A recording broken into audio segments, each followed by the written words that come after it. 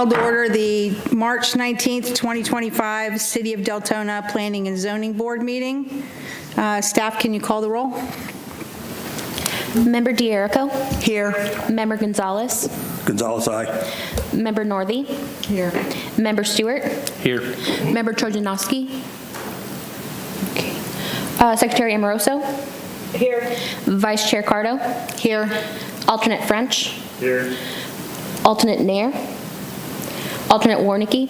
Here. And alternate Zaltos. Here. First item on the agenda for this evening is the election of officers. Not sure if there is a protocol for what we elect or who we go first with. I know that we need a chair and potentially. Madam Vice Chair, so the proper procedure would be the first elected chair, and then once you elect a chair, you'll hand the gavel over and elect the vice chair. Great, thank you so much. I'd like to make a motion to nominate Andrea Cardo as chair. Second. Call the roll. Member D'Erico. Yes. Member Gonzalez. Yes. Member Northey. Here. Yes. Member Stewart. Yes. Member Amoroso. Yes. And Cardo. Yes. Okay. Thank you.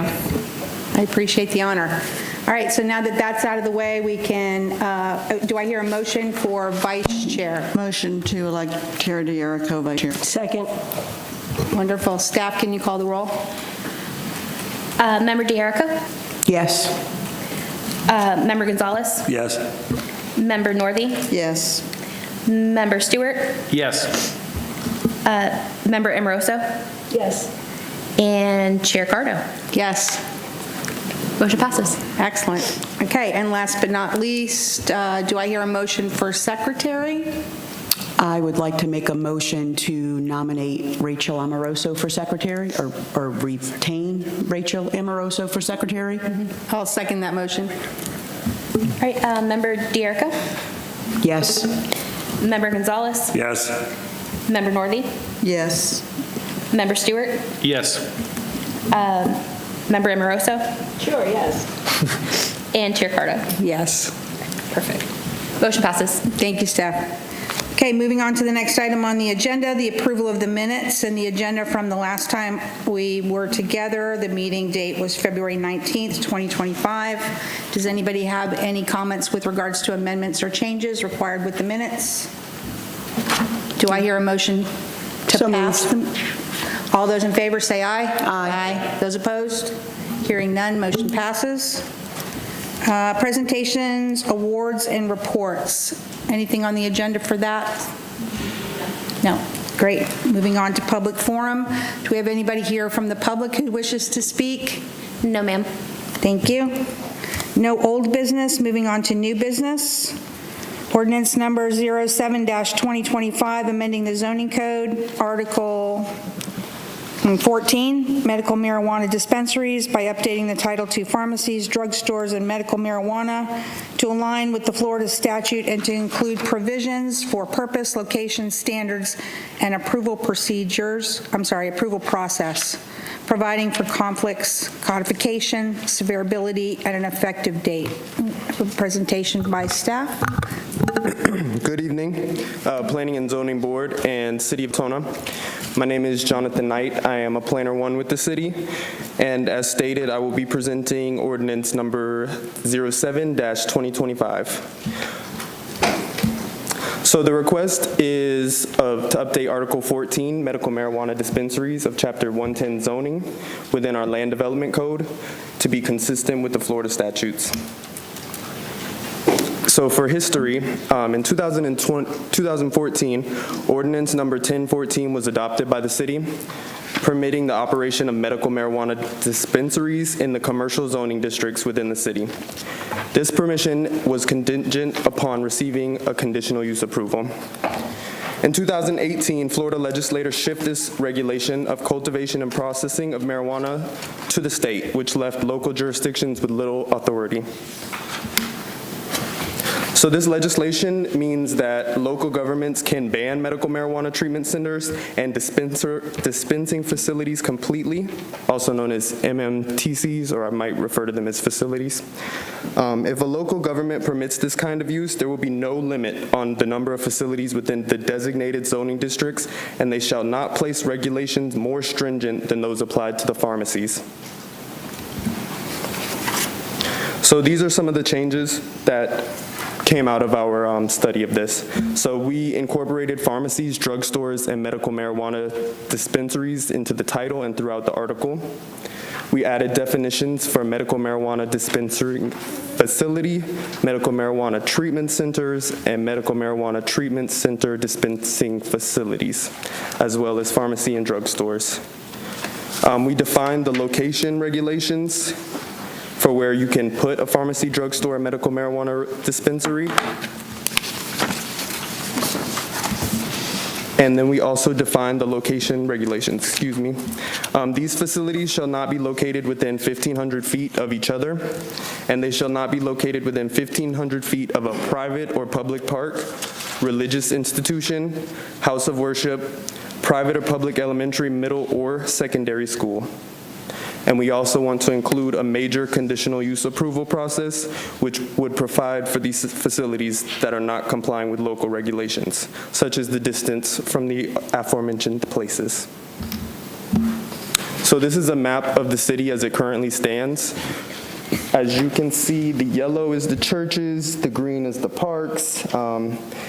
These will be grandfathered in because some of them are already operating differently than we're proposing. So in conclusion, Florida statutes require local planning agencies to review the proposed land development regulations and make recommendations to the City Commission that are in alignment with our adopted comprehensive plan. Accordingly, staff recommends that the Planning and Zoning Board recommend the City Commission to approve ordinance number 07-2025 to modify Article 14, medical marijuana dispensaries of Chapter 110, zoning of the city's land development code. Thank you, staff. Questions from the members? I just have a question about the wording under section 110-1402, location. So number 2, it says, and this is, I guess, a technical question, unless the Planning and Zoning Board and City Commission approve the location. So from what I understand, Planning and Zoning is just advisory. Is that saying that we would have the power to approve something? Like, don't we just advise the commission? From my understanding, that is correct. It would be a recommendation from the Planning and Zoning Board to the City Commission. What? I didn't hear what you said. I'm sorry. Say it one more time. I'm sorry, it would be a recommendation from this body to the City Commission. Okay, because it specifically says unless Planning and Zoning Board and City Commission approve the location. I get if we suggest they do it, but that's the only question that I had. We can clean up that language. Okay. If I, Yes, please, go ahead, Tara. thank you. Couple of questions, kind of along that same line. So if I'm looking at the clean copy, it starts around line 65. Is that, how do we feel about that the City Commission can approve a dispensary within 500 feet of a school? Is anybody else concerned about that? And is there, do we have leeway there? I guess maybe it's a question for legal, or is that part of the state statute that we can't? So to answer your question, the state statute does not require a major conditional use process. The intent of this language is to allow for that consideration.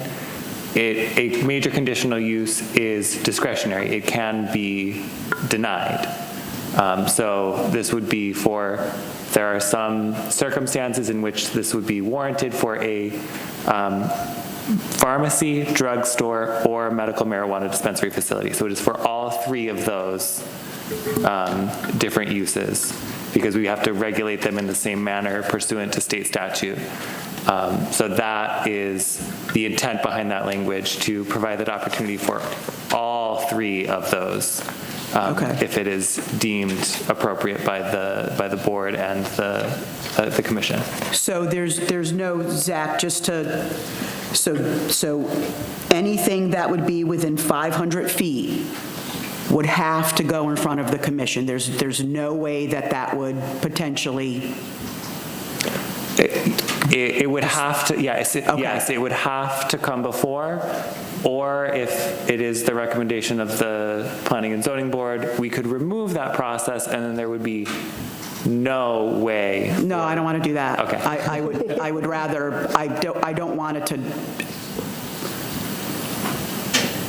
I think that, can I just? yeah, finish that thought, because So- I think I'm understanding. So what you're saying is we could remove that, and there would be no way it could be within 500 feet of a school, or no way it goes in front of the commission? There would be no way it goes within 500 feet of a school for any of those three uses. But the thing is, you have Okay. to think about, according to all this writing here, like a CVS, a Walgreens, maybe even a Publix. Right. So if a Publix wanted to be built within 500 feet of school, that's what Yeah. they're saying. They could come before the commission, and they could say, okay, it's a Publix, we get that. It goes, yeah. Yeah, so if it was just medical marijuana, I understand, never. We don't Right. want it, some people.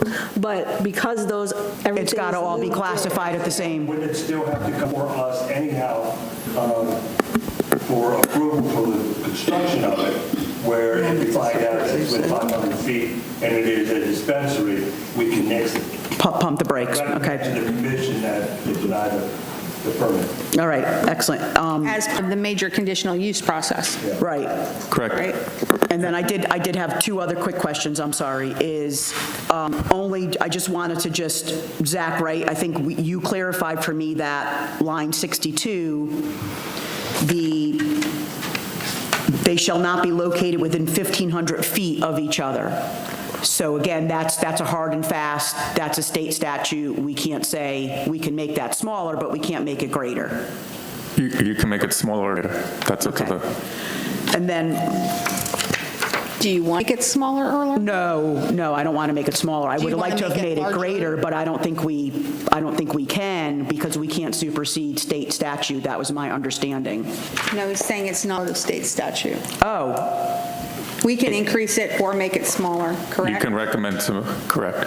So we can recommend to increase it, oh, if you'd like to tell us what you think it should be. Anybody have anything that they can suggest? To me, every 1,501 feet, I mean, I'm just thinking of the possibility, like, I don't know about you all, but I drive through other cities, and they're like popping up like Starbucks now. It's like there's one on every corner.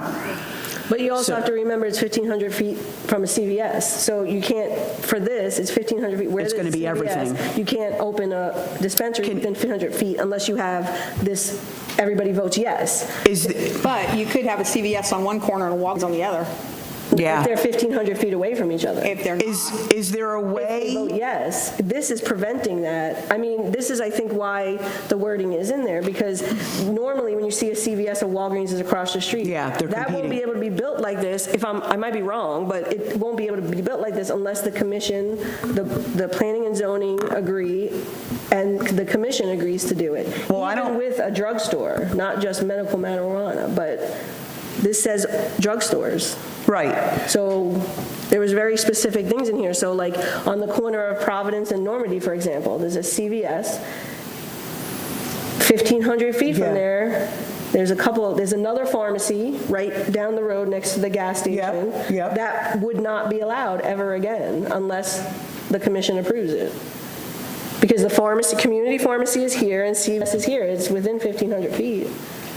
So you're not just talking medical marijuana Right. dispensaries, you're talking All of them. all of them. But where my concern is in specific to, which I understand we're classing them all together, but it's specific to the medical marijuana dispensaries, is that, Another thing. right, I just envision the possibility of one every 1,501 feet, right? I mean, I'm looking at the map now, and that's when we didn't have any, I'm just wondering, oh, go ahead.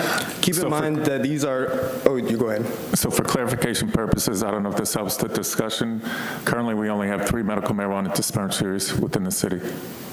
Within the city? Correct. 3. How I many, can only think of 1. how many I don't even know where they are. are we aware of that might be trying to come in? Staff is not aware of any more. I think a big point is the stuff that's zoned commercial in Deltona. Like, you think about where could a medical marijuana dispensary go, right? If you think about the way it's laid out now, we've all seen all that stuff. And the chances of a CVS, a Publix, or a Walgreens being within 1,500 feet of other stuff is very likely. So it would be hard, I think, for them to get it. I mean, just from what I don't know. I live by Providence, you know what I'm saying? So Providence is Publix, community pharmacy, CVS. There's no medical marijuana going in there unless they approve it. So, I don't know. I think it's pretty good, 1,500 feet, but that's just me. Yeah, I'm just trying to think if there's another way, like if it's, all right, let me think on that. And then my last question is, what would happen if this does not get approved? Is it that they have the ability just to come in and do? So the city's code is currently not aligned with state statute, so the city would end up falling back to the provisions of state statute and how pharmacies and drugstores are regulated within the city, which is just as a regular commercial use. So if this does not pass, there would in fact be less regulation. Okay. Or city council would ask you to rewrite it. Right, yeah. I mean, yes, that is also a possibility. Okay. Pat, you had some questions? Yeah, I'm looking at this map, and I'm really confused by it because it shows pharmacy dispensary 1,500 feet is blue in a rectangle. I don't know what the blue is. It's in this oval.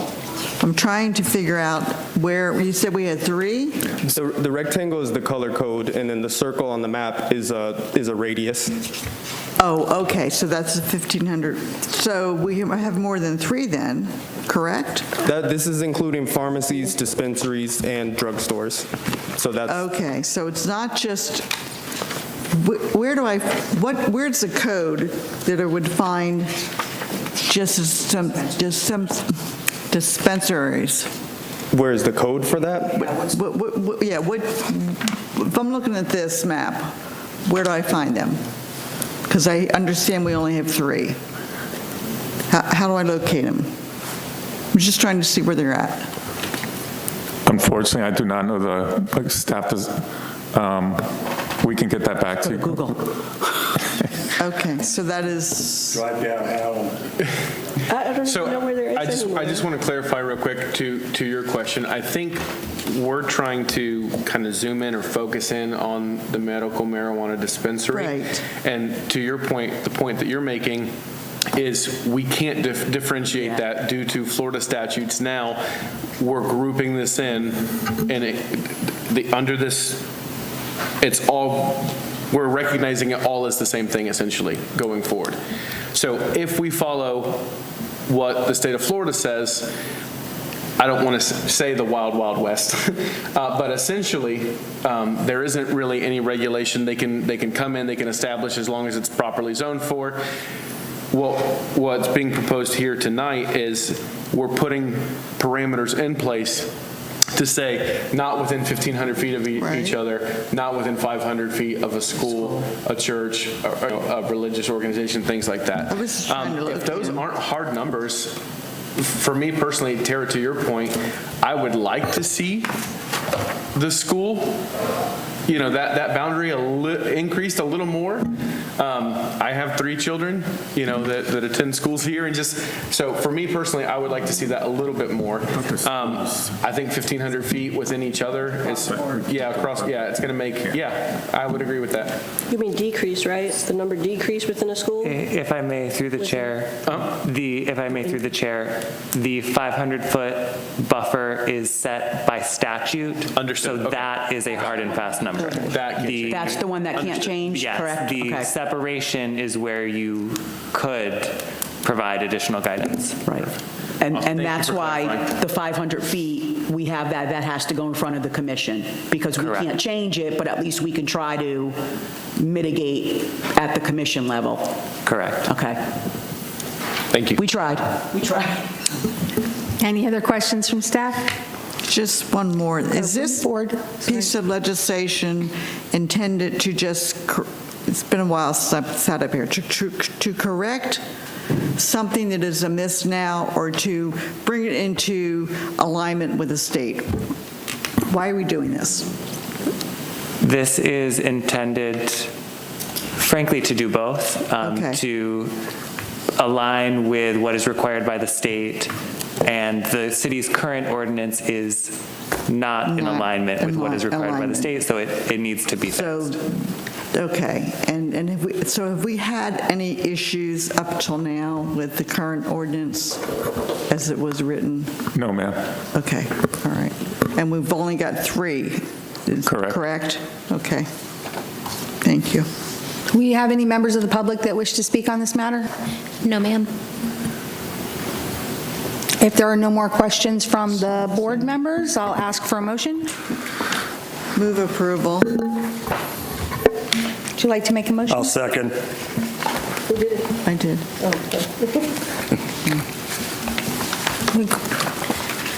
Member Gonzalez, Yes. Member Northey, Yes. Member Stewart, Yes. Secretary Amoroso, Yes. Vice Chair D'Erico, Begrudgingly, yes. Chair Cardo. Yes. Motion passes. Thank you. Next item on the agenda is ordinance number 06.2025, amending the zoning code, chapter 110 through 807, home occupations, by updating the title to home-based businesses to align with Florida statutes and include provisions related to employees, traffic generation limits, and agricultural home businesses, providing for conflicts, codification, severability, and an effective date. Staff? Good evening, Planning and Zoning Board. So before you tonight is ordinance number 06-2025, home-based businesses. The request is to amend Section 110, 810 of Article 8 of Chapter 110, zoning, to be consistent with Florida statutes. On June 17, 2013, the City Commission adopted ordinance number 06-2013, which established regulations for home-based businesses in the city of Deltona. During the 2021 legislative session, the governor signed House Bill 403, creating Florida statute, home-based businesses, local government restrictions. It preempts local governments from regulating businesses in any manner and requires residents to follow the requirements of Florida statute. The city can no longer regulate parking, aesthetics, use, or any other performance standard. The following summarizes staff's recommended changes to Section 110-807 to protect the residential character of neighborhoods within the confines of state law. First, the activities of the home-based businesses are secondary to the property's use as a residential dwelling. The number of non-household employees is limited to two or less. However, they may have remote employees who do not work in the dwelling. And parking must comply with the city zoning requirements for the residential zoning classification. Heavy equipment storage is limited in accordance with state statutes, and the exterior of dwelling must maintain its residential character. We recommend that the Planning and Zoning Board recommend that the City Commission approve Ordinance 06-2025, amending Section 110-810 to conform with Florida statute governing home-based businesses. Available for any questions. Board members have questions? Yeah. Member Gonzalez? No? Rachel? No? Pat? Yeah, is this another example of we're trying to bring something into the state statute? This is another example of when the legislation preempted Okay. local governments, and city staff now is going through the code and getting these changes, so Okay, so how many of these do we necessarily have in our ordinances that I know the state makes changes all the time, and I guess they're going to make some changes this go-around as well that will impact local government. It's becoming that there is no local government anymore when it comes to land use, but that's my personal opinion. But this, what we're doing here, I want to be sure I understand this. What we're doing here is we are bringing our current ordinance into state statute, correct? We're bringing it That's into all. compliance with Okay. Florida statute. And to answer your question, a couple years ago, there was legislation regarding trees, and then small cell wireless. So there's going to be about 2 or 3 more that staff will bring to this board. Okay. So there isn't much choice, is what it is. And, I mean, okay. I think that's what I'm hearing. Well, Yeah. It's probably the way I interpret it is, so, okay.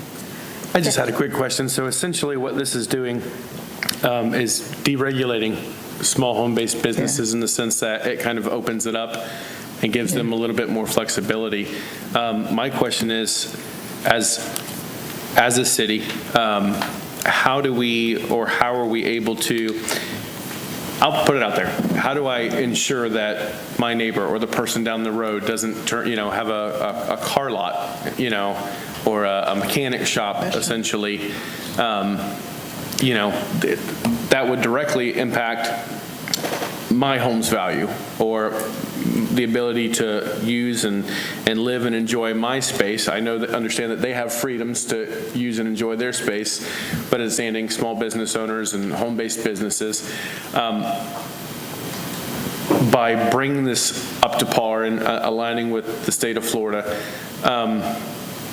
what does that do for us as a city in ensuring that we encourage people to live here, work here, play here, and enjoy our community, but not turn it into just whatever. Yeah, so from the legal side, there are still other provisions of the city's code that may be enforced. For instance, provisions regarding nuisance, litter and trash, noise, all of these different other provisions of the code, which they would still be subject to and would still be required to obey. The intent of this ordinance, and I'll kind of kick it over to Jordan, is certainly still to preserve the residential character of neighborhoods within the powers that we have. And Jordan, I don't know if you have anything additional. And I believe if it's in an HOA, they still have to follow the HOA requirements as well. Okay. So, Understood. yes. Thank you. Can you go back to the slide that you had with the bulleted points that talk, that one? Can you reiterate what you were talking about with regards to the parking? So you can't have more parking than what the code would be. What's the code for parking for a residential unit? Let me out there. I believe it's Yeah, so it's going to vary based on lot size, because you could be permitted to have expanded driveways, as long as you're within the lot coverage. However, I guess to the point, the question I think is more directly, are you going to see someone with their front lawn that is a parking lot? And the answer is no, that would be against lot coverage. Well, the other situation that comes to mind is that you have an individual who's operating a business out of their house and employs 2 people who drive 2 cars. So now you have 3 cars, and does that exceed the maximum number of parking allowed by a residential unit? No, it doesn't, as long as they're not parking in the right-of-way or anything like that, there would be no problem. So as long as all those cars can fit in the driveway and not obstruct a public right-of-way or park on top of a sidewalk, then they would be permitted to be there. Correct. Okay. Can I Yes, please. clarify on that one? Because I have had photos that have been shared with me just on residential property where we are parking on the lots, not on the cement or the driveway. And we are not I guess we're not using code enforcement on that. So but I want to be sure I understand this, that to park, if you have 3, it would be in the driveway. You could not park on the lawn. Parking on the lawn for any zoning would be incorrect or would be wrong? They would not be able to park on the lawn unless they had an extended driveway, which we brought to this board last meeting. So, yeah, they would not be able to park on the grass. Okay, so, but we're doing that now. We're just not enforcing it, correct? I mean, I have photos of it that show it's not being enforced. I think You don't that's have to answer that. Yeah, I think that's really more of a question for code enforcement. And we Okay. can certainly bring I that know. back through the city manager. I understand. Madam Chair, may I? You play, yeah, please. Can I just circle back to the easement, because so we're saying that they would also not be able to park on a grassy easement, where I think, isn't the ordinance now, and I might not be 100% correct, but you can park on an easement up to 4 days? Or something like that, you can park on an easement for a certain amount of time? They would be required to park on an approved surface. So, Okay. I'm just wondering if we can maybe by the time this goes in front of the commission, maybe we could just look into that, because if we're saying that the current residential ordinance is you can have easement parking up to a certain number of days, are we following that same here for home-based businesses, or are we now going to change that? So I'm just wondering if we need to change the wording that may not be greater in volume than the residential unit. Well, then that means they're not parking in the driveway. They're parking in the front yard. If they're allowed to park in the easement, because the easement's going to run parallel Yeah. with the property line, not perpendicular to the driveway, so that's an issue. So then That's why I'm wondering if we just need to maybe clarify it a little more, if we just want to maybe look into that, Jordan, just by the time it goes in front of the commission to confirm.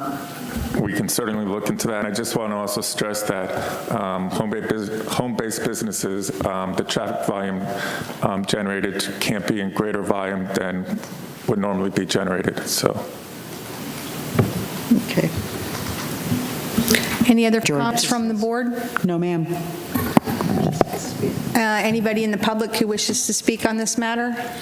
No, ma'am. Do I hear a motion? Move approval of the ordinance as written. Second it. Member Gonzalez? Yes. Member Northey? Yes. Member Stewart? Yes. Sorry, Secretary Amoroso? Yes. Vice Chair Cardo? Or sorry, Vice Chair D'Erico? Yes. And Chair Cardo? Yes. Motion passes. Thank you. Next item on the agenda is our Sunshine Law presentation.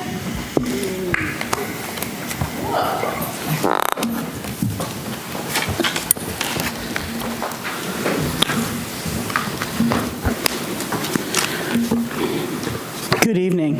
Good evening. Thank you so much for being here. I want to just tell you that I will try to make this as painless as possible. I'm Gemma Torsivia, for those of you I haven't met. I'm one of our city attorneys, and it is best practice, and we do recommend to all of our municipal clients that we do sunshine and public records presentations once a year.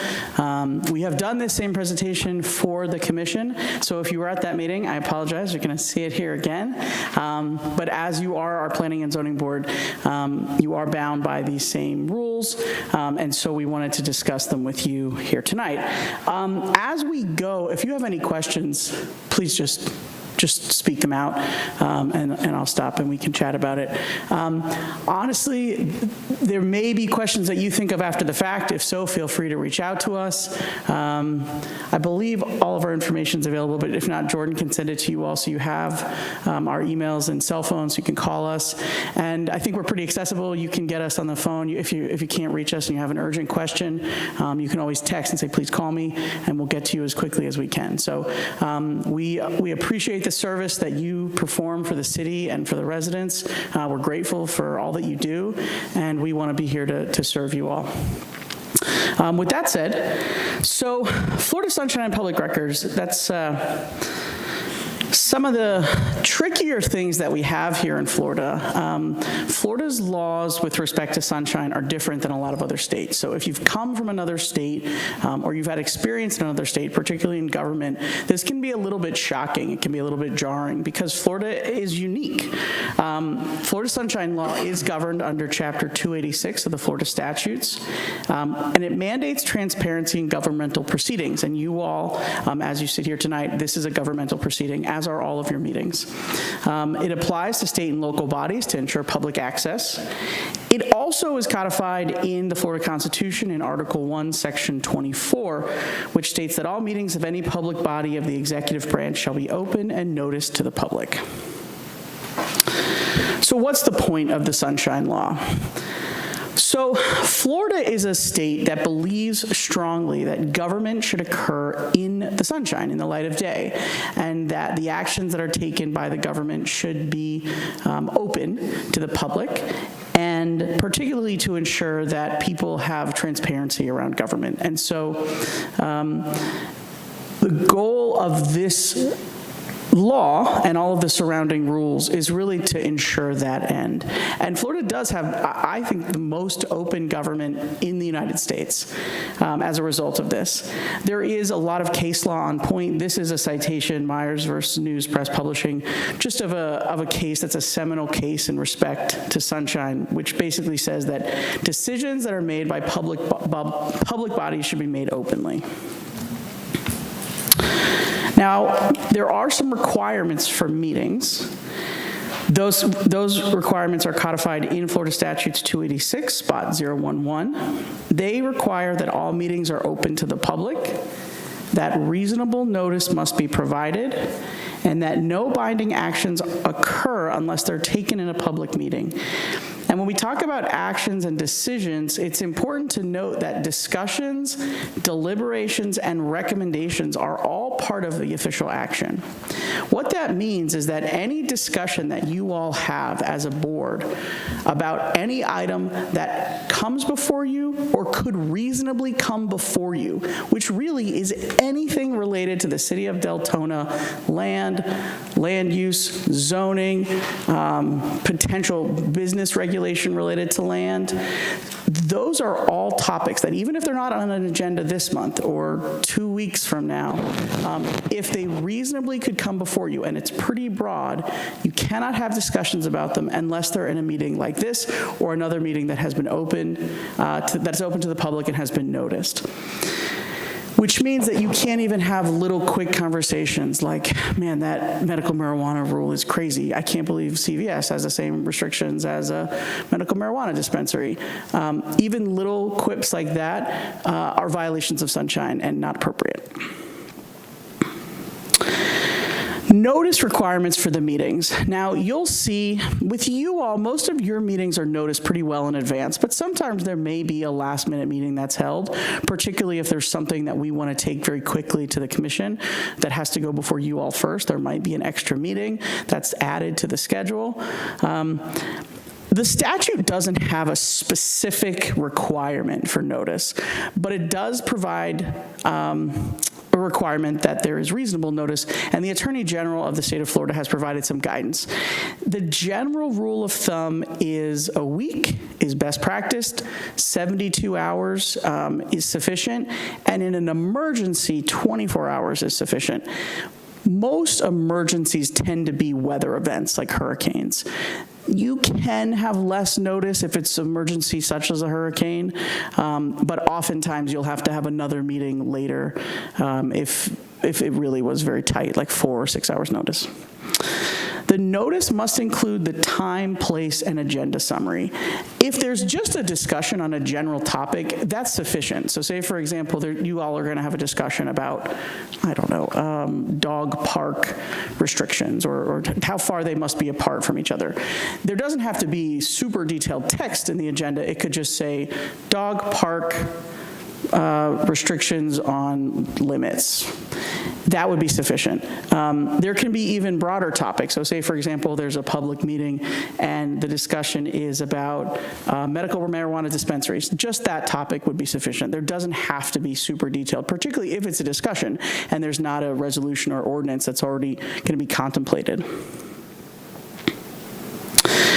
There are requirements for where the meeting is held. This location is sufficient and meets those requirements. Meetings should be held in public. They should be held in accessible locations. And bodies such as yourselves are urged to avoid places that would restrict or chill the public from wanting to attend, like a restaurant, a small room, or a location with discriminatory access. So say, for example, there was a construction happening and we had to have a planning and zoning board meeting. Instead of, say, having it at Starbucks, which is a public restaurant open to everyone, the best practice would be to look at another government who has a public space, like Daytona State College or the library, or perhaps even the county, to ensure that there is access and the public feels welcome. You don't want them to have to go up an elevator in some building that's, hard to get into and there's not ADA access to a small room in the back. That certainly is a chilling effect on the public and their participation. Is there a process protocol for meeting notice requirements? Here at the city? As it pertains to the law? Like you're talking about that notice has to be given and You mean like, does it have to be published in a certain way? How is that notice given? Are we talking about putting it in a newspaper? Are we talking about mailed notifications to residents? What's the law say as far as how that protocol for noticing the public has to happen? There are certain notice requirements for certain actions to be taken. So if an ordinance is going to be considered, it does need to be noticed in a paper of general circulation. The language of the ordinance title needs to be included. But that's specific to an item being moved forward. If you're just talking about general public meetings, so like you're going to have a meeting tonight, you're not required to put it in the newspaper. You are required to notice it publicly. You should do what you always do. So we post things on the website and usually post them in City Hall in the little bulletin area.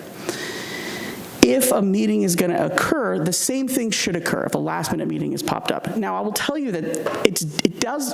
So the unique thing about Florida is the state does recognize that every community is unique and has different needs and requirements.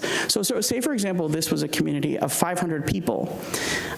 They might only post their notices on front of their town hall, and that might have been their practice for 100 years, and that would be sufficient. It's important, though, that when a meeting is noticed, particularly a meeting that's not already currently scheduled and on the calendar, that it is published in the same way as normal. You can do more, but you shouldn't do less. There's not a statutory requirement for this. This is just best practice under guidance from case law and the Attorney General. So for us, again, we post it on the website, we post it in the building. We do not, except that when there's a special requirement, notice all of our meetings in the paper, nor do we have to. We could if we decided to. I'll give you a good example of when you might. Let's say, for example, we wanted to go out for a public-private partnership, and we wanted people to come in and bring their development ideas and their money to our project idea. And we say, we want to build this building here. The city's willing to put in the land. We are looking for a developer to bring $20 million and your best idea for a hotel or whatever it was we wanted. That might be something that we're having a public meeting about it. We'd put it on the website, we post in the building, but we actually want lots of people to come. We want developers to be aware of it. So we would likely notice that more than a normal meeting. We might put it in a magazine, we might put it in the newspaper, we might put it, put signs up somewhere like at a conference. Let's say, for example, the ICSC conference in Orlando that they have in August, where developers and investors and retail stores are going to be. We might put up a bulletin there. So you can do more. You could, particularly in an emergency, do less, but best practice is to do the same. But in a hurricane, you could, if the internet's down, there's no power, you could put a sign on the outside of the door, and that would be sufficient. But if it was not a true emergency, the best practice is to do what you have always done and do it how you always do it for your community. Does that Yes. answer the question? Thank you. Yes. So minutes. Florida statutes does require minutes. Minutes do not have to be verbatim transcripts, which is important. Meetings do not require a court reporter. They do not require the minutes to be exactly what is said. They should be a summary of what occurs. The minutes are taken sometimes by the secretary, sometimes by the clerk, and those minutes are then made available and they're brought to the next meeting where you all review them and you vote to approve them. Written minutes, yes. Can I ask a question? Is there a time limit when minutes are required to be done and available to the public? Like 72 hours from the meeting date, or 96 hours, or 24 hours? I mean, what do they do as far as requirements on timeliness of making minutes available, completed and available? The short answer to that question is no. There is not a hard rule. They must be recorded promptly, so they should be recorded either with the meeting or right after sometimes. Sometimes meetings will be audio recorded, and then the clerk will listen to the recording 3 days later, 4 days later in their normal work cycle. They will record the minutes. They will be edited by someone else. The recording must be prompt, and prompt doesn't mean day of necessarily, and they must be made available for public inspection, but it does not have to be in a time certain. It does not have to be very quickly, particularly because minutes, we can video record them, we can audio record them, we are not required to. So recording's optional. It can support the written record. Some locations are in a practice of doing it for some meetings and not for others. We have clients that record commission meetings, but that's it. Everything else, I think one type is an audio recording and one is just minutes. You just get minutes for the meetings. So there's a wide range. You must have written minutes. They should be made available, and certainly the government should do its best to produce them timely, but that's flexible. We'll talk a little bit more about records, but sometimes the public has an expectation that they will get minutes of a meeting that they didn't attend and there's not available to watch in 72 hours or 24 hours or 96 hours. That's not a reasonable expectation. Governments are in the business of governing, and the meetings are important, and it is certainly important for the public to be aware of the business that occurred. That's why all these laws exist. But it's not a core function of the government to record minutes and prepare minutes and publish minutes. They must do it, but their core function are the municipal functions, the police power functions. So it's required, but there's a high degree of latitude. I would say, rule of thumb, 1 to 3 weeks. You will want them before the next meeting, which some communities, particularly smaller communities, that's how they operate. Maybe the minutes, they have a meeting once a month, and they might have 2 employees. They don't maybe have 1 employee and then a contract, clerk. That person might not get those minutes on until 3 days before the meeting when the next agenda goes out, or 5 days before the next agenda goes out. That would be appropriate. Again, the best practice is how you have done it in the past. Yes. Does that answer your question? Yeah, that answers my question. Okay, very good. Thank you. No problem. So public participation. The public must have a reasonable chance to be heard either at the same meeting or another within a reasonable time. The public participation does not need to be at the decision-making meeting, but it must occur before final action. So this breaks it up, right? So here's the distinction, and this occurs frequently. Some governments have a workshop where there is no public participation, and that is fine. That is appropriate and permitted. But then they'll have a full meeting, a regular meeting, a special meeting, where they vote to take an action. there must be public comment, public participation before that final action is taken. They could restrict it. They could say, you're allowed to comment at the workshop, but not the meeting where we vote. Or, because it's the same topic, right, Kip? It's got to be the same topic. Or you're not allowed to comment at the workshop. It's just the electeds talking. No public's allowed to speak, which is very common. But at the meeting where we're going to make the decisions and we're going to vote, you can comment then before we take the final action. So as long as that topic has public participation before final action is taken, it is sufficient. The public does have the right to hear all board-related comments, which is why, we shouldn't have side conversations or meetings and discussions outside of these public meetings. You should avoid sidebars. You should not pass notes or messages, text messages during meetings.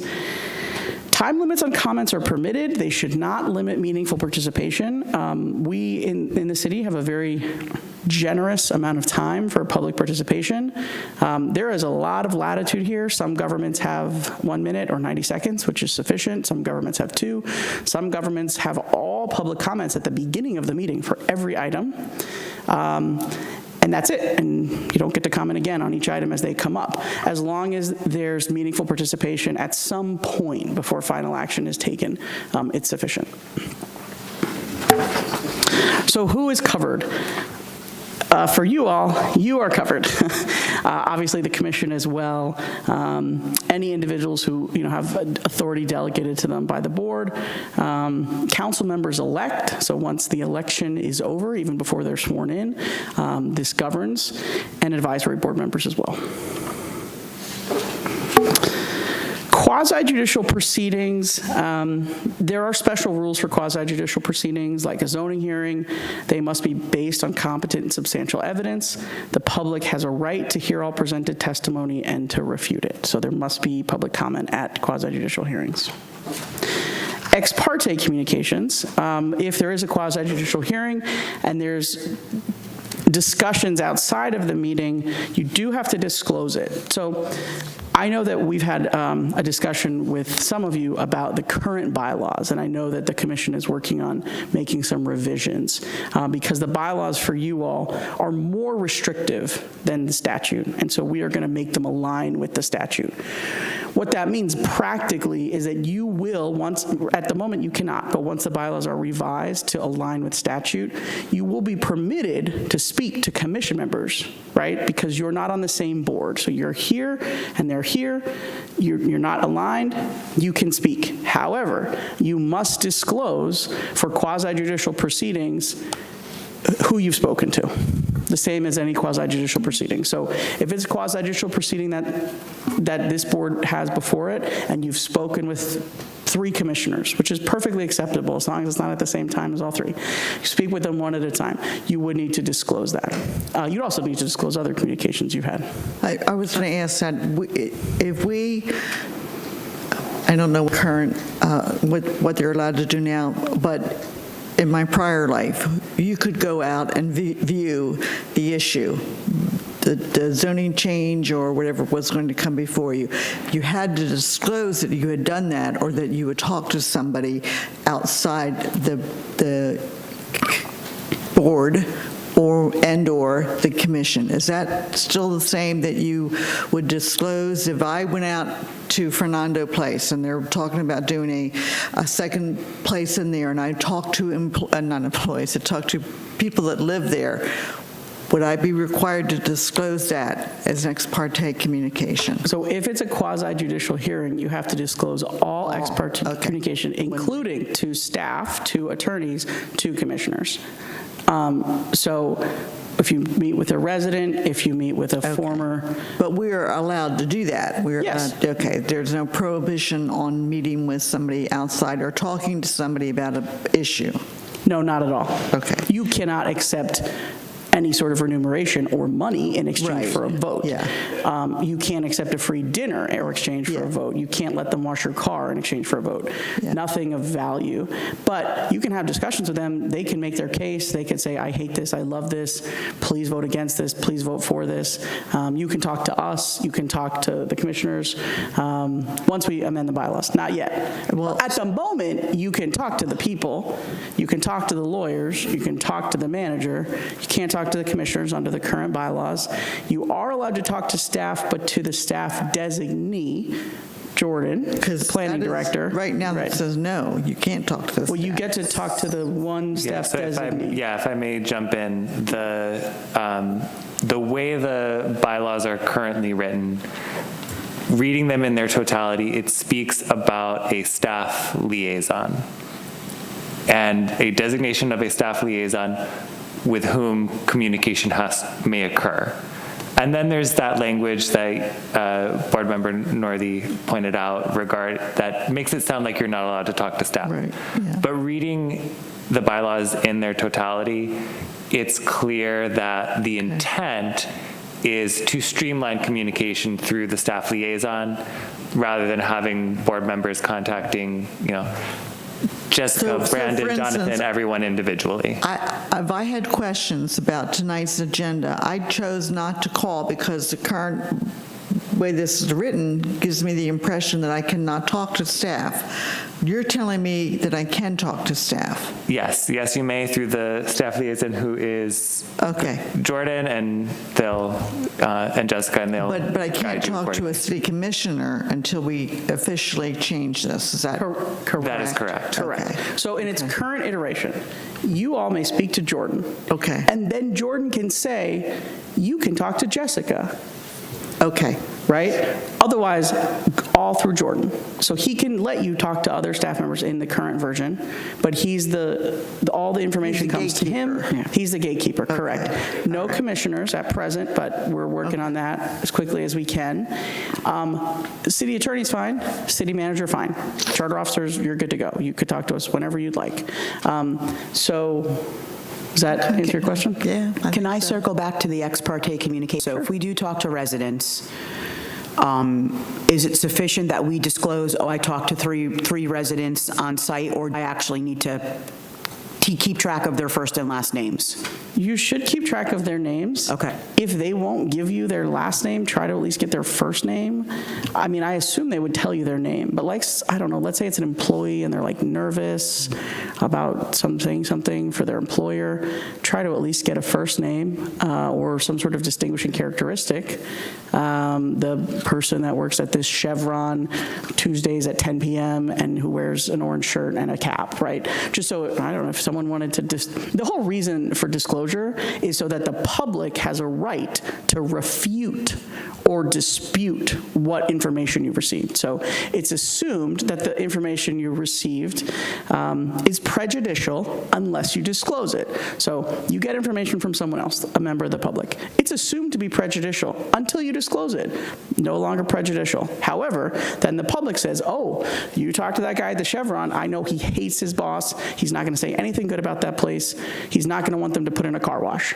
So I also work there, and I'm going to come up and say, don't listen to him. I know you talked to that guy. We need a car wash. Please put it there. It'll bring more customers. That's the whole point, so that they know who you talk to, so they have an opportunity to refute, if they so choose. Thank you. No problem.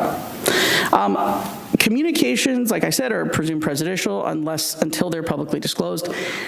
It is important that they're disclosed at the time of consideration by the board before you take final action.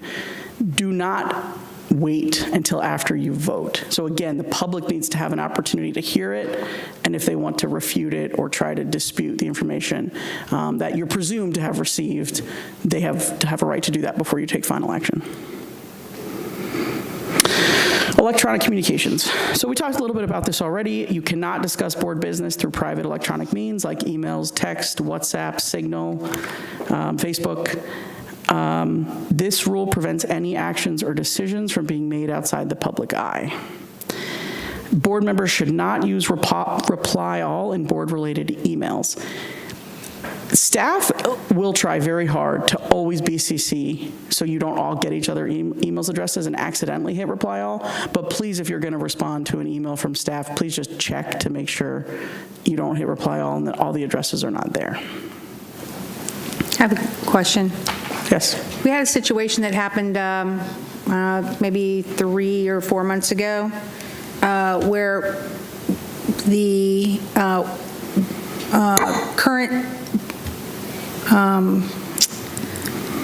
board chair at the time had disclosed at a meeting that she had received an email from a member of the public.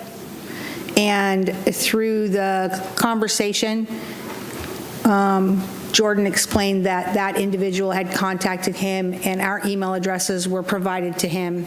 And I subsequently, after the meeting, found out that I also received that same email from this same individual. Is this saying that we are not allowed to discuss or talk to this individual, even though they've emailed us and initiated a conversation? In that specific situation, that was, just to clarify, that was not a quasi-judicial proceeding, so it's not subject to the same ex parte communication disclosures as a quasi-judicial proceeding. You are permitted to have discussions with members of the public, and I'll turn it back to Gemma for some more information. So that bullet point right there is just based on quasi-judicial proceedings? No. So we've ended, about quasi-judicial proceedings. Now I'm going back to talking about Sunshine and your communications with each other. Okay, so then I don't understand the answer that I just, because what I'm talking about had nothing to do with that. So It's this board is member your, to board member. correct. So you would not be able to communicate with each other through private means. You may communicate directly, individually with the public. So that bullet point is member to member, Correct. So even by not member email, of public to board member. Correct. if they email me, I'm allowed to email back, is what you're saying. Yeah, but here's a nuance.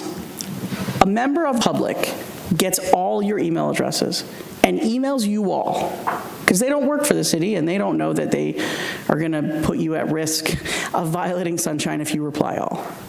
You all get the email. Okay. Do not reply all, because then your colleagues will get your response. Well, You he could- was smart enough not to do that. He individually emailed each one of us separately. That's good. Without putting everybody else on the email. That's great. So. That's ideal. But what you're saying is that we are allowed to respond to that email. Yes, as long as it's not a colleague sitting up here with you Right. or an alternate. So you can talk to the public, you can talk to developers, you can talk to lawyers, you could bankers, you could talk to teachers, you could go, you are free to talk to any humans. If it's a quasi-judicial proceeding, you have to disclose it. If it's not a quasi-judicial proceeding, there's no disclosure required. But for purposes of this board, of this committee, what are we? Committee, board? Board, okay. We do not get city email addresses. We use our own email address. Would that be safe to say that? There is no email address that says Pat Northey at Deltona, Florida.gov. Correct. That is correct. We could talk about that at a time. Yeah, I think we probably should. So, yeah, so when you apply to a board like this, your application, the minute you turn it in, becomes public record. Right. You might have an exemption from some of your information. If so, the onus is on you. You're required to say to the government, I am married to a law enforcement officer. I am a retired law enforcement officer. I am married to a judge. My address, phone number is not public. It is confidential and must be redacted. If you do not do that and you have confidential information, it will be released. You have to be the one to say it. And there's a lot of exemptions for those types of spouses of, children of, judges, law enforcement officers, guardian ad litems. It's a pretty broad thing. So you should check it if any of those things might apply to you. Otherwise, the information you provide is public. Now, here's a recommendation. You don't want your normal email flooded with things that are unrelated to your normal life. You normally email your friends or, colleagues, pictures of your kids, whatever it is. You could just make another email account called pnznorthy@gmail.com. And then that can be the email you use to correspond. You should put that on your application. You should advise people that that's the email you'd like to use. You shouldn't give them your other email account. But once you provide it, it is public, unless you have it be deemed confidential, and then we'll redact it. Is that helpful? Yeah. Yes. So if a member of the public shares information with an individual board member, and either we think it would be helpful for the rest of the board to see, or they're asking us to share it with the rest of the board, would the proper thing then be for us to maybe forward it to either Jessica or Jordan and say, hey, can you distribute this? Is that acceptable, or are we? Yes, only to Jordan. To Jordan. Correct. So Jordan is our liaison. Correct, and he Okay. will make the determination. So just so you know, just because you ask him to do it does not mean He would must do it. decide, right, but Correct. at least I can say, hey, I forwarded it, and, Right, and ultimately, the city manager decides. So if it's something that is, Just say you throw it into the horse and then one Jordan. yeah, right, so if it's ultimately the city manager's decision. Is all. Right, so if you want it to be shared, I don't know, someone wants you to have a new rule about playgrounds, and they found this great playground in Denmark, and they send you a picture, and it's clearly innocuous, and it's not controversial, and you say, hey, Jordan, can you just send this to the rest of the board members? You forward it to him, likely he's going to say, not controversial, picture of playground, good to go.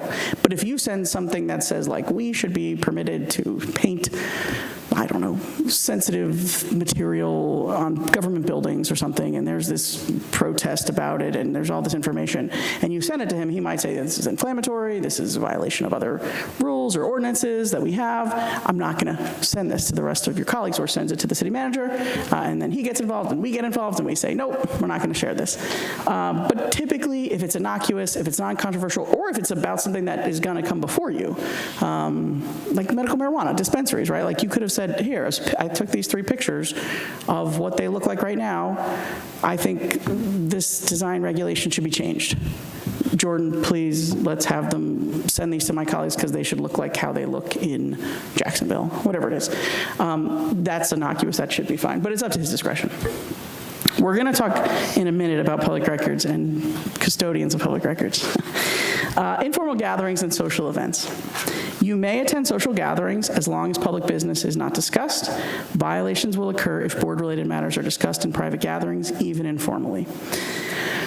Discussions that occur at private events could influence your decisions, and so it's assumed that they will influence your decision and they're prejudicial, so do not do that. Safe topics, if you all gather socially, and I know many of you do, and that's perfectly acceptable. Safe topics are anything unrelated to the city. You could talk about travel, you could talk about pets, recipes, the weather, your children, perfectly fine topics. Grandchildren, your cousin's trip to Kilimanjaro. But nothing about Deltona. Non-members as liaisons. This one is hard and happens a lot, and people might try to do this to you, so you need to be vigilant about this. Third parties who are not members of a body cannot be used to pass information between members of the body. So let's say, for example, you really want to tell one of the other board members some information, and you guys have the same best friend, and you tell your best friend, and you know she's going to tell the other person. Do not do that. Or you say, tell them, do not do that. Ultimately, it comes back on you as the member of the board. So if you use a non-board member, a friend, a colleague, a spouse, to pass information, they're not going to get in trouble. You guys will get in trouble. So do not do that. And do not let anyone do it to you. So, I don't know, 2 county commissioners know you, and they want to use you as a conduit. Do not let them do that. Not that they would ever try, but just in case. Exemptions to sunshine law. There are some exemptions. They're minimal. They're unlikely to apply at this board level, but just so you know, pending litigation, collective bargaining, risk management, vendor negotiations. There are special rules for shade or executive sessions, which are attorney-client privilege sessions. They're limited to specific litigation strategies. They are required to have a court reporter, and once the litigation is concluded, they are made public. Voting and abstention requirements. If you are present at a meeting, you must vote unless a conflict of interest exists and is disclosed. If you fail to vote and you're there and you don't have a conflict, it does not invalidate the meeting, but it is important that you disclose for conflicts, and we're going to talk a little bit about that. So conflicts must be publicly disclosed, and abstention should only be used in such cases. Conflicts of interest could occur on a board like this. And if that is the case and you have a question, please ask the city attorneys in advance of your meeting and come to us and we will discuss it with you. And if we have to, we'll call the Florida Commission on Ethics. They are very helpful. They are an incredible tool for boards such as this to ensure that there's no conflict. And they'll either do an oral opinion over the phone or they can do something in writing with a little more time. If you have a conflict, here's a good example of a conflict. You own a medical marijuana dispensary, and you're about to vote on the medical marijuana dispensary regulations. You should disclose, I own a medical marijuana dispensary, I have a conflict, I will not vote on this item, and then you leave. You shouldn't be there for the discussion either. You should leave. You have to disclose why you have the conflict, what the conflict is, and then not be part of the discussion or the vote. You cannot do it after the fact. You can't just leave and not vote. You can't just be like, well, I know I own a dispensary. I'm just going to slip away to the bathroom while they vote on this. You have to disclose it. Okay, there are penalties. There are many. There are civil and criminal penalties. You can be removed from office. Attorney's fees may apply. Violations can render actions void unless they're appropriately cured. There are a lot of ways to cure sunshine violations. The key is if you commit one, you should come and tell me or Zach or Jordan or Doc right away, and we will figure out how to cure it if possible. Almost always they can be cured. But if we don't know, we can't cure it. Typically what will happen is there'll have to be a publicly noticed meeting where whatever happened outside of the sunshine happens again, and the public is aware and they have notice and they can come and comment. Sometimes votes will have to be redone. That's fine too, but we can't fix it if we don't know. So if you think you committed a sunshine violation, don't hide it. Everyone has a smartphone, everyone has a camera. Don't take the risk, just tell us, and we can fix it. It's usually curable. Penalties include non-criminal infractions, second-degree misdemeanors, and possible fines up to $500. So we talked a little bit about curing. A violation can typically be corrected with a new meeting that allows public input and follows all sunshine law requirements. You cannot just, so I said you could have a meeting later and re-vote. You can't just have a vote. You have to have the whole thing again. You have to, the item comes up, there's discussion, there's public comment, there's motion, there's a second, then there can be a vote. But you have to do the whole thing. You can't just run right to the vote. Curing does require full transparency and a valid public hearing in order to validate the actions. These are some cases about this. There's a Bradenton case, 2019 case about informal meetings involving planning and zoning that violated the law. State v. Foster, 2005 case, a private meeting with multiple commissioners was deemed a violation due to common facilitator issues. And in Escambia County, the commission chairman was sentenced to jail for sunshine law violation and served 38 days. Wow. Yes, they're serious. And the penalties can be significant. So we are here to help and to protect the city, so always come to us first and we will do everything we can to fix it. And almost always it can be fixed. Public records law. Okay, so public records law is governed by Chapter 119. Public records means, and public records is very broad. So the definition is very comprehensive, and rightfully so. It means all documents, papers, letters, maps, books, tapes, photographs, films, sound recordings, data processing software, or other material, regardless of the physical form, characteristics, or means of transmissions, if it's made or received pursuant to law or ordinance or in connection with the transaction of official business by any agency. We're going to dig deep into this. So a common misconception is that notes or drafts that are not final are exempt from public records. That is not true. There is no unfinished business exception to the public inspection and copying requirements of Chapter 119, which means that right now in this public meeting, if you take notes and they are requested and they are your handwritten notes and they are about this meeting, they are public records. If you write on your agenda, buy milk, pick up dog from doggy daycare, that is not a public record. It is not about the business of this agency. But if your notes are, Don't meet with other board members. Don't email other board members. Public record. If the purpose of a document that's prepared in connection with the official business of a public agency is to perpetuate, communicate, or formalize knowledge, it is a public record, regardless of whether it is in final form. This says who does this apply to? It applies to you. It applies to a lot of people, but for your purposes, it applies to this board here. Gemma, I'm sorry. Yes. May I backtrack to the Florida Public Records Law, Chapter 119, Florida statute slide, or we don't have to literally go back there, but, so we already determined that we don't have city email addresses. We don't have public email. We're using our personal email addresses. So how does this work So this with is my personal email? great question, and this is the slide for you. Okay, there you go. The timing is perfect. Thank you. You're welcome. There's more, yes, don't worry. We can talk about this It all literally day. says an email, okay. Yep, computer records and email. So the information that's stored in a computer is a public record. There's a page in a file cabinet. Email messages, this is important and germane to you all. Email messages that are made or received by agency employees in connection with official business are public records and subject to disclosure in the absence of a statutory exemption from public inspection. This is an AGO opinion from 1996. There's a lot of other opinions and cases on point. And we're going to talk a little bit more about this, but I'll just say this. If you receive or transmit information in your role on this board, it is a public record, and if you're the only one who has it, and by only one, I mean if the clerk does not have it, because they're the custodian of the city's public records, so if you're the only one, you are the custodian of the public record, even if it's in your personal email or on your personal phone that you pay for and you control. We'll talk a little bit more about that, but it's partly why I recommend having a separate email, perhaps for this, because then it's all in one place, it's easy.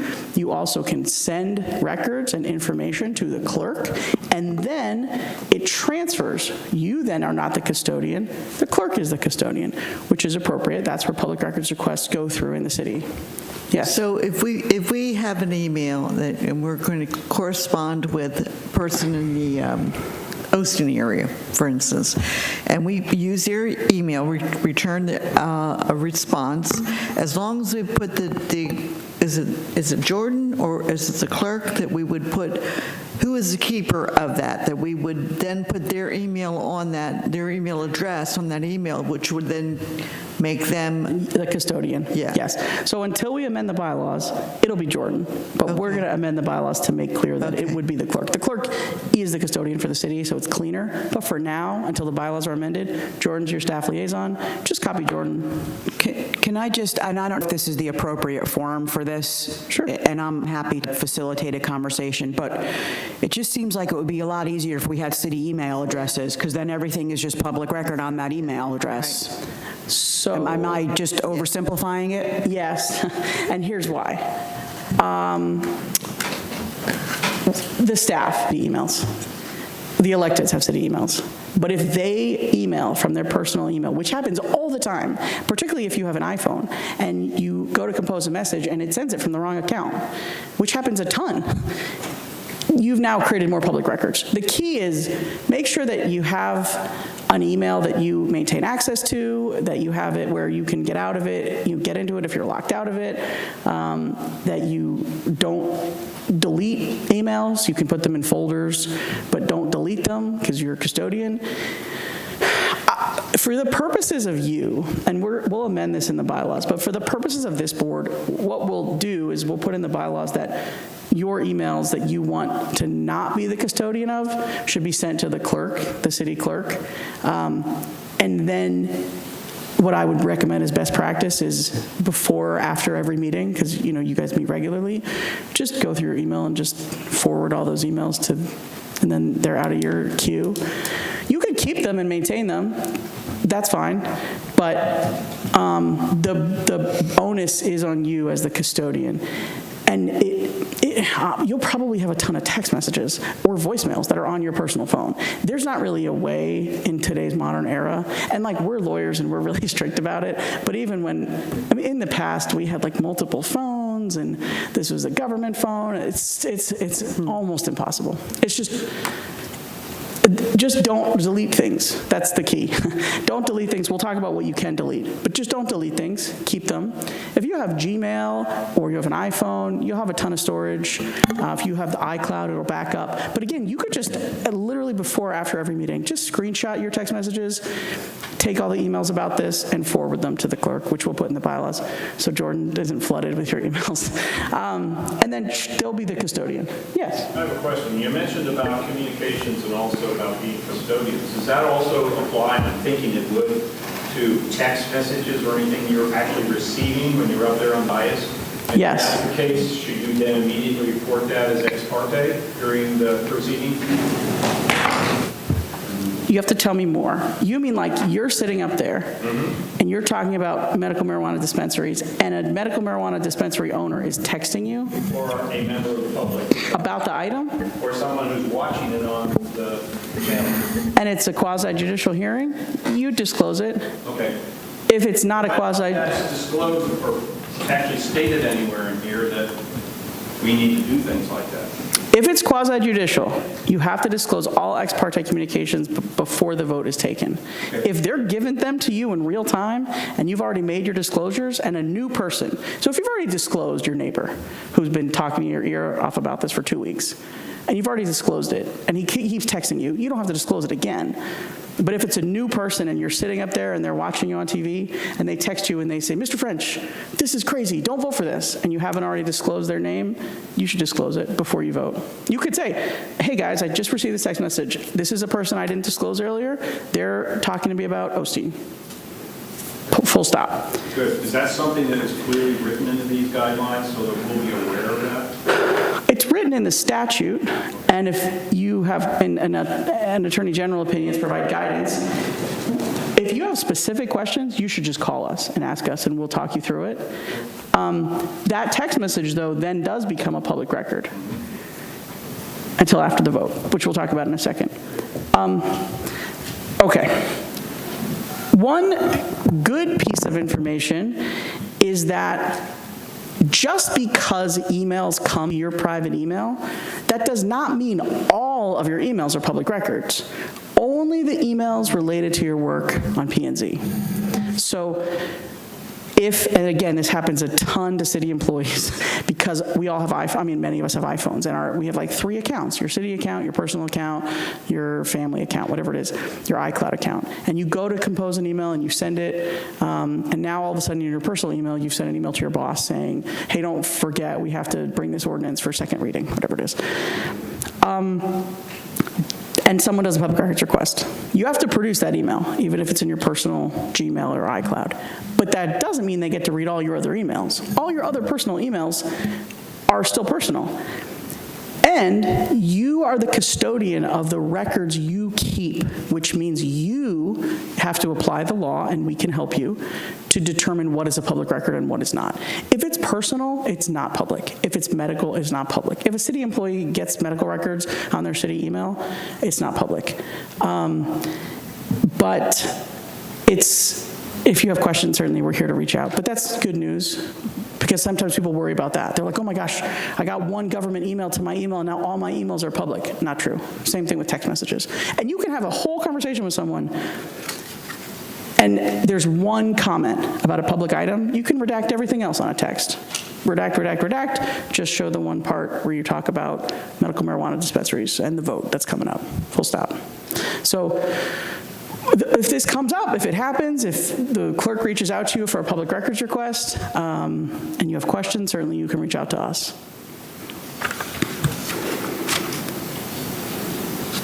Transitory messages. I will say this as an aside. We have talked about sending you all to some League of Cities trainings. They have very good trainings that specifically for planning and zoning boards. Would that be something that would be interesting? Yes. Okay. Well, Jordan will work with staff and we'll get that, because I think that might be helpful, because all this stuff is I mean, like, we went to law school and we do this all the time, and I do these presentations like every 2 weeks, and it's just a lot. It's hard, it's a lot of information, it's weird, it's not your normal life, and it's totally different than anything else. And so it can be challenging, and I find it helpful to, like, especially do trainings, but also talk to other people and other boards and figure out how they handle things and their best practices. Transitory messages. Transitory messages are messages of short-term value. They're based upon the content or purpose of the message, not the format used to transmit it. They are not intended to formalize or perpetuate knowledge. They don't set policy, establish guidelines, confirm a transaction, or act as a receipt. Transitory messages only have to be retained until they're obsolete, superseded, or their administrative value is lost. The best example of a transitory message that you would receive is an invitation to a meeting. Once the meeting occurs, you no longer have to keep that invitation because it's in the past. Or a voicemail reminding you. Jessica calls you and says, hey guys, don't forget, planning and zoning meeting tomorrow night. Once the meeting occurs, you can delete that voicemail. So those are transitory messages. You'll get a lot of them, and once the event that it was about has occurred, you're good. You can move forward and get rid of it. Gemma? Yes. Do we, oh, sorry. Do we have a retention policy? So how long do we know we need to be the keeper of the emails? And if they're just public records, quasi-judicial, is it the same? Is it different? We do have a records retention policy. Okay. You are subject to, if you decide to be the custodian of the public records in your person that you have and maintain, it is always better to shift them to the city clerk because they're in the business of maintaining public records and they know the records retention policy. It depends on the format, it depends the type of communication. Yeah, there's a schedule for records retention based on what, as Gemma was saying, what is the record, what is the format, what type of communication or memorandum or document is it? It is fairly complex, and we can have a more detailed discussion and actually provide you with that retention schedule that's provided by the state. But the simple answer is really, it depends. Yeah, and I'm wondering, maybe for our board is, like, it would be great if we all just did this consistently, if we all just agreed that any emails we get or send, we would either include or forward to whomever it's decided is our liaison. It will be the clerk. Oh, the clerk. You Okay. guys individually have to, I mean, great, that's a great plan, and that's a great idea. You should send them to the clerk. But you individually have to make that determination for yourself. You might just say, this is a pain, I'll just keep these. I'll just make a special email, and I'll keep this email forever, and if they really ask me for it, I'll send them to them. I'll send them these 10 emails I received 5 years ago. Good luck me remembering 5 years ago that I got an email about a certain subject. Well, if you save the email, it will be there. Fair point. So lawyers have to retain things for like 7 years. So clients will sometimes reach out and they'll be like, hey, that thing you handled for me 7 years ago, I need those records. So we have to go back. And I will tell you, Gmail saves things. So it's not a terrible strategy. But the cleanest is to just send it to the clerk.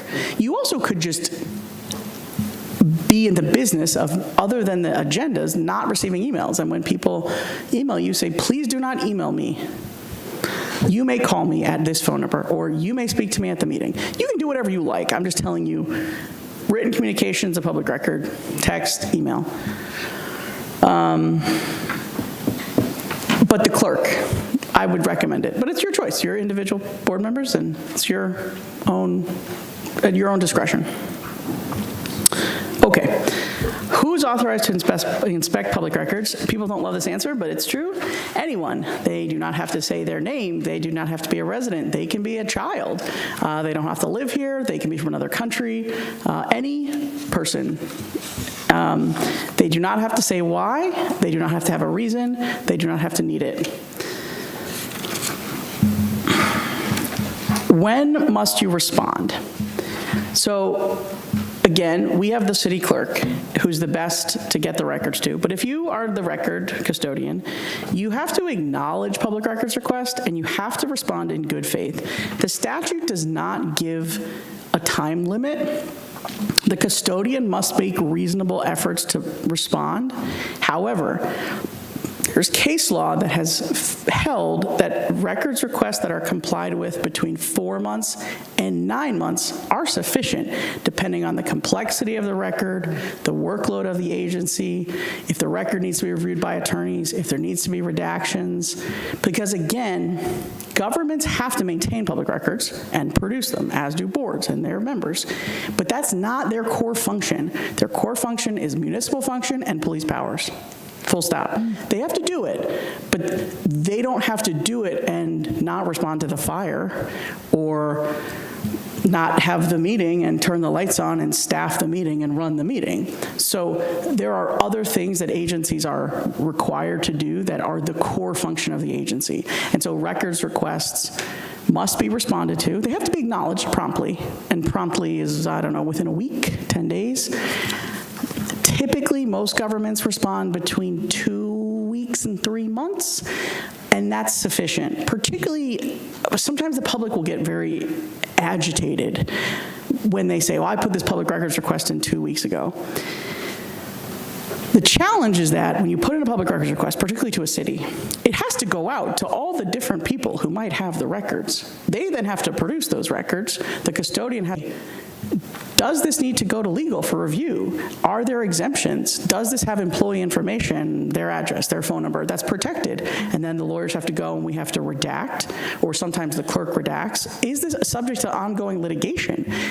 Do we redact for that? Do we say this isn't subject to public records because the litigation's ongoing? So public records requests are not simple, they're not as simple as saying, I want that record that you have in your hands right now, and you give it to me. That's not how it works.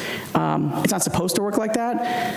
Again, the public's entitled to records, but the privacy, particularly of the person who has protected information, is of a higher value than the person who needs this record or who's requesting this record. So particularly, I mean, especially for law enforcement, judges, I mean, military personnel and their families, it's critical that their personal information doesn't come out. And oftentimes when people request agency records, they're requesting records that include the spouse and children of those people. And so we have, and we also can charge for those requests, because doing that, redacting, I don't know, 900 pages of employee records, personnel records, takes time, a lot of time. So the statute requires that we have to respond, but the latitude of how long it takes is broad. And it's broad because it's to protect the information, to protect the city in the event of litigation, to protect the personal information of someone whose information should not be made public because it's not safe. Okay. There are exemptions to public records law. They are narrow. It's liberally construed in favor of open government. And the burden is on the agency to illustrate why a record falls within the statutory exemption. So if something is subject to litigation, let's say there's active litigation, and they request a record. This happens actually all the time. We're in a lawsuit, and the other side will say, I want the records from a year before the lawsuit until now. Well, we're in litigation. So the records maybe before the litigation commenced or before we were threatened with the litigation are public, and you get those records. But then we have to determine, okay, when did the litigation commence and what is protected because of the litigation exception that won't be produced in full or won't be produced until after the litigation's concluded. So we have to say that, though. We have to say, you can't get this because of the litigation. You can get these documents, but not these documents. Okay, so this is a summary. Sunshine Law is the law of the land here in Florida. It ensures transparency in government. The key compliance points to remember are that public has the right to access. They have to have meeting notices of meetings. There must be record keeping and minutes and public participation that is meaningful. Violations are serious, but they can almost always be corrected through public action. And public records law mandates open access to all forms of public records, including electronic formats. That is the end, but I'm happy to answer any other questions you guys have. And you have been very patient, so thank you for bearing with me. I have a question. Yes. When it comes to the sunshine law, let's say a small community wants to grill hot dogs and invite people to come in the city to get to know our neighborhood. As long as we don't talk about something that's coming up, it's all good. Everybody can go, staff. Yeah, for sure. Staff, commissioners, your colleagues. I mean, candidly, it's good to network and build relationships with people you are on bodies with and work with and interact with. That's helpful. That's how human function and society has always grown and been successful and prosperous.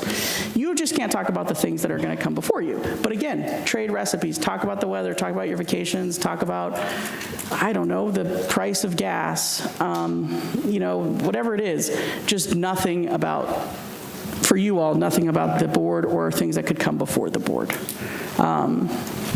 that helpful? But yeah, please do that. That's a great idea. All right, well, thank you guys so much. And again, thank you for your service. Thank you. Thank you for your presentation. We appreciate sharing the information with us. Oh, our pleasure. Okay, moving on to the next item on the agenda, staff comments. Does the staff have any comments? Staff has no comments. Want to welcome you all to the board, and we look forward to working with you. And feel free to contact us if you have any questions. Thank you.